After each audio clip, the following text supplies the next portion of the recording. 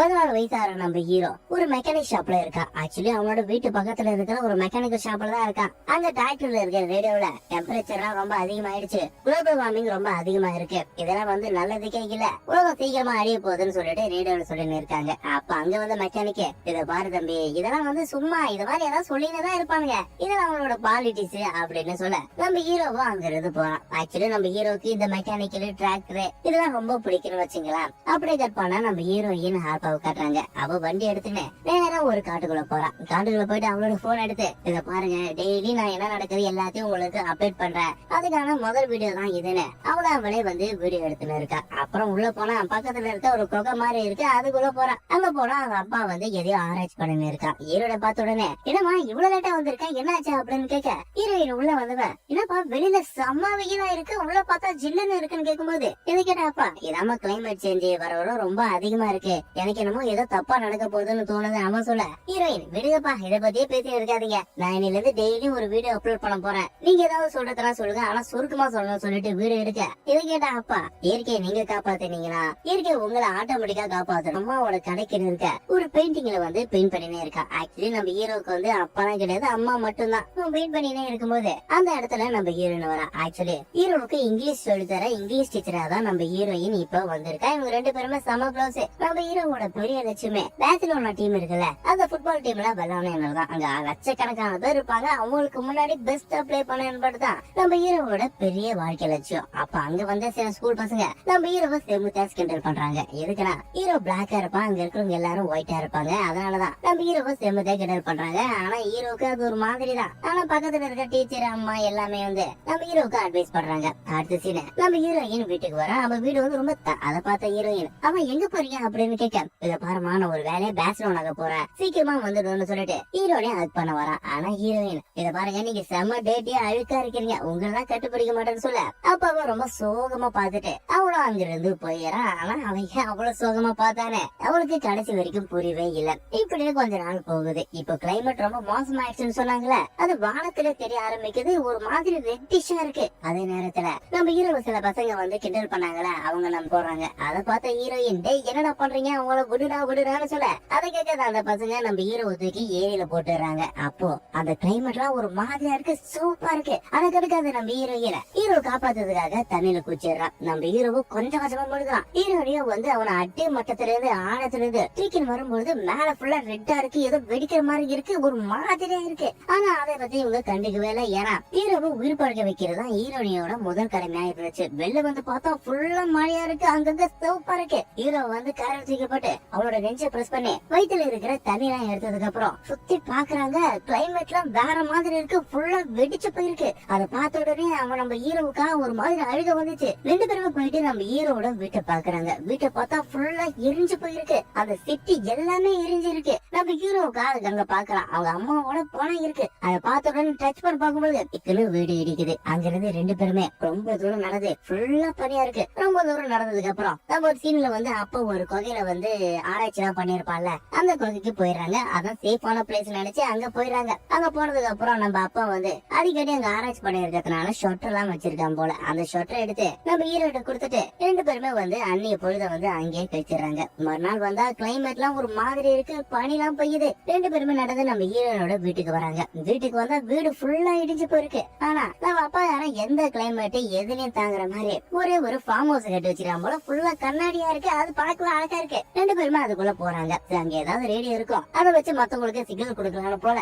அங்க போனா எந்த ரேடியோவும் ஒர்க் ஆகல, அதாவது எலக்ட்ரானிக் பொருள் எதுவுமே ஒர்க் ஆகல நம்ம ஹீரோனோட செல்ல தவிர. சோ இப்ப அவளுக்கு சார்ஜ் பண்ணல. அங்க இருக்கிற ஒரு சோலார் சார்ஜரை யூஸ் பண்றா. நல்ல வேலை அந்த சோலார் சார்ஜ் ஆகுது. அதுக்கப்புறம் ரெண்டு பேருமே அங்க இருக்கிற சிட்டிக்குள்ள போறாங்க. சிட்டிக்குள்ள போனா எல்லாமே எரிஞ்சு போயிருக்கு, எல்லாரும் செத்து போயிருக்காங்க. அப்பதான் நம்ம ஹீரோயின் முடிவு எடுக்கிறா, இங்க இருந்து 100 கிலோமீட்டர் தான் பேசிடணும், வா நம்ம ரெண்டு பேருமே அங்க போயெல்லாம் யாராச்சும் உயிரோட இருப்பாங்க, அவங்க கூட சேர்ந்து நம்ம உயிர் போயிச்சிடறான்னு சொல்ல அங்க இருக்கிற ஒரு ஸ்கூட்டர் எடுத்து ஸ்டார்ட் பண்ண பாக்குற. அதை பார்த்த ஹீரோ சும்மா இல்லாம பின்னாடி இருந்ததால அவளை கீழே வந்துடுறா. கீழே வந்ததுல அவளோட வயிற்றுல ஒரே ஒரு இரும்பு குத்திடுச்சு, ரத்தம் எல்லாம் வந்துடுச்சு. அது நம்ம ஹீரோனிக்கு பெருசா இல்லவே இல்ல. அதுக்கப்புறம் ரெண்டு பேருமே வழக்கம் போல அவங்களோட வீட்டுல போயிட்டு தூங்கிடுறாங்க. அன்னைக்கு நைட்டு நம்ம ஹீரோனு போய் இருந்திருக்கா. அவளுக்கு அடிப்படிச்சுல காயம். அந்த காயம் ரொம்ப மோசமாயிடுச்சு. நாளுக்கு நாள் ரொம்ப சிவியராக தான் ஆரம்பிச்சிருச்சு. அதுக்கப்புறம் நம்ம ஹீரோயின் அப்பா வச்சிருந்தா ஒரு புக்கா பார்க்கும் பொழுது அந்த அப்பங்கார அந்த ஃபீச்சர் எதுக்காக, அதாவது ஒருவேளை உலகம் அழிஞ்சிட்டா எப்படி தன்னை தானே காப்பாத்திக்கிட்டுன்னு சொல்லிட்டு செல்ஃப் கைடன்ஸ் மாதிரி ஒரு புக்கை எழுதி வச்சிருக்கா. அதை பார்த்த உடனே ஹீரோயினுக்கு செம்ம சந்தோஷம், அழுக வந்துடுச்சு.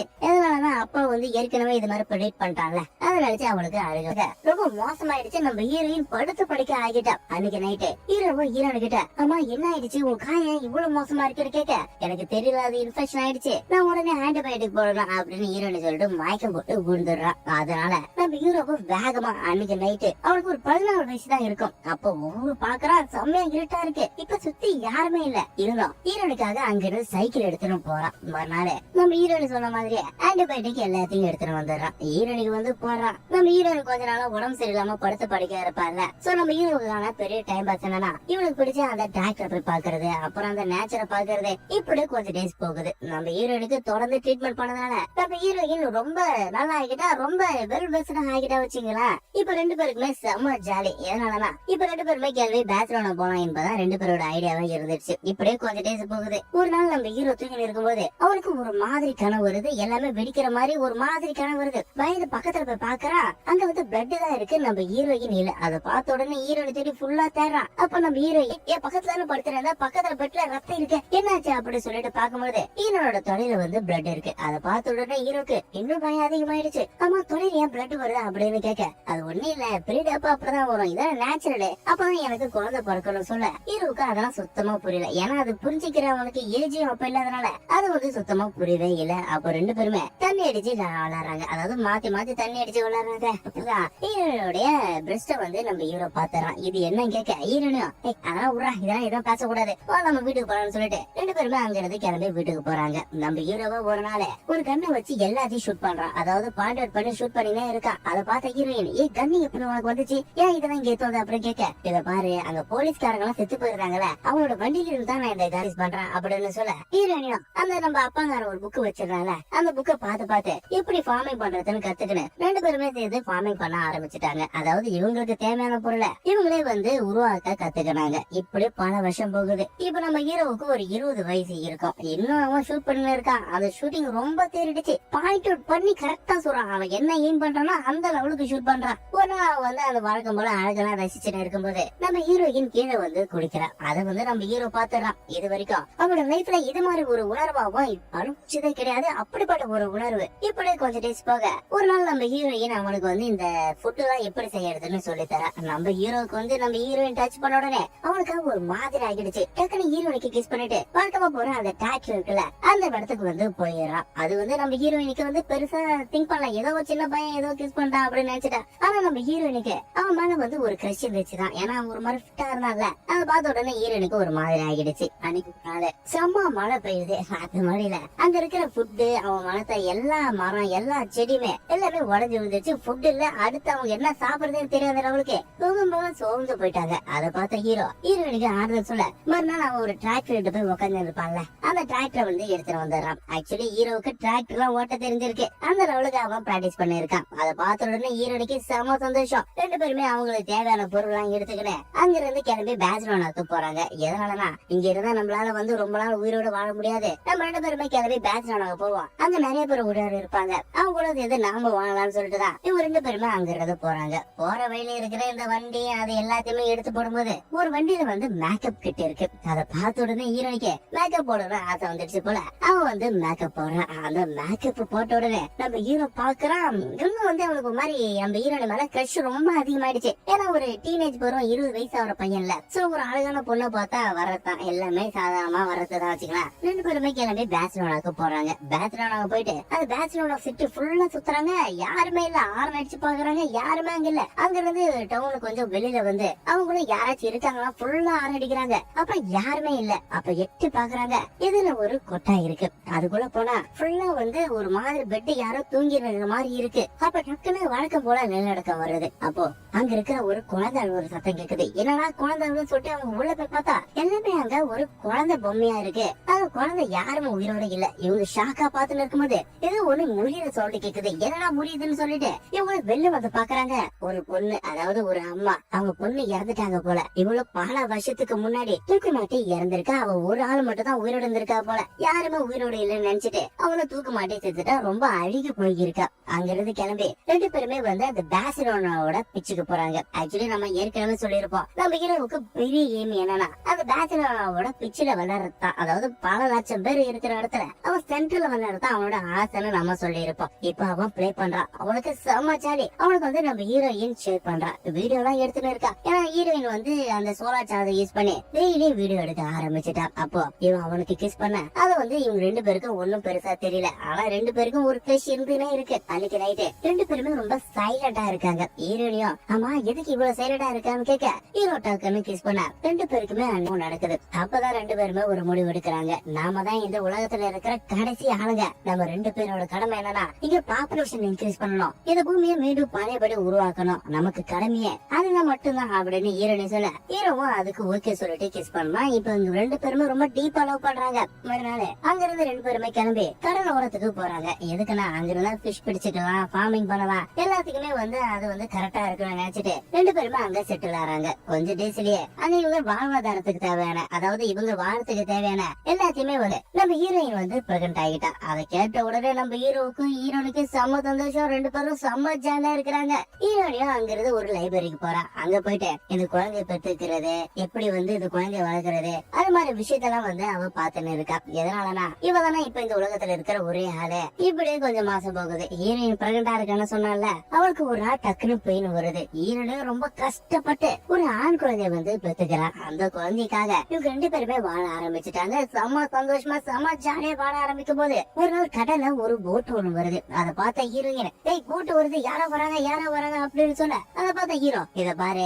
யாரும் வரமாட்டாங்க, ஏதோ காத்துல அடிச்சுட்டு வந்திருக்கோம், மறுபடி யாரும் வரமாட்டாங்கன்னு ஹீரோ சொல்ல ஹீரோயோ இல்ல யாரோ வந்திருப்பாங்கன்னு சொல்லிட்டு குழந்தைய வச்சுட்டு அவன் மட்டும் கடல் பக்கத்துல போய் பாக்குறான். அப்ப போட் ஒண்ணு இருக்கு. அந்த கரையை பார்த்தா ஒரு ஆளு, ஒரு வயசானவ, கிட்டத்தட்ட ஒரு 50 வயசு இருக்கும். அவன் கரையில நீந்தி வந்து படுத்துன்னு இருக்கா. அதை பார்த்த உடனே ஹீரோயின் அவனை காப்பாத்த இவங்க 2 பேரையும் பார்த்த உடனே அந்த கிழவ எப்போ நான் 8 வருஷமா ஒரு தீவுல தண்ணி தீவுல இருந்தமா, இந்த போட்டு தான் என்னோட வாழ்க்கை, நான் ஒரு தீவுல இருந்தேன், என் கூட பேசுறதுக்கு யாருமே கிடையாது, யாருமே இல்ல, நான் என்ன நானே தனியா பேசிப்பேன், எனக்கு வந்து பைத்தியமே பிடிச்சிடுச்சு. நானும் ஒவ்வொரு நாளும் அங்க இருந்து கிளம்பி இந்த போட்ல கொஞ்சம் தூரம் போவேன், யாராச்சும் இருக்காங்களான்னு சர்ச் பண்ணுவேன், யாரும் இல்லன்னா ரிட்டர்ன் வந்துருவேன். அன்னைக்கு என்னமோ என்னோட படகு வந்து உடஞ்சிடுச்சு, அதனால நான் ரொம்ப கஷ்டப்பட்டு இங்க வந்தேன். நல்ல வேலை நீங்க 2 பேரும் இருக்கீங்க, ஒரு மனுஷனை பார்த்த உடனே எனக்கு ரொம்ப ஆசையா இருக்கு அப்படி இப்படின்னு அவன் சொல்ல அவன் வந்து நம்ம ஹீரோவுக்கு சுத்தமா பிடிக்கவே இல்லை. ஏன்னா இவன் வந்து ரொம்ப சந்தோஷமா வாழ்ந்துட்டு இருந்தான். இப்ப வேற ஒருத்தர் வந்துட்டால, அதனால நம்ம ஹீரோவுக்கு சுத்தமா பிடிக்கல. இன்னொரு ரீசன் என்னன்னா நம்ம ஹீரோயின் அந்த புதுசா வந்தவங்க கூட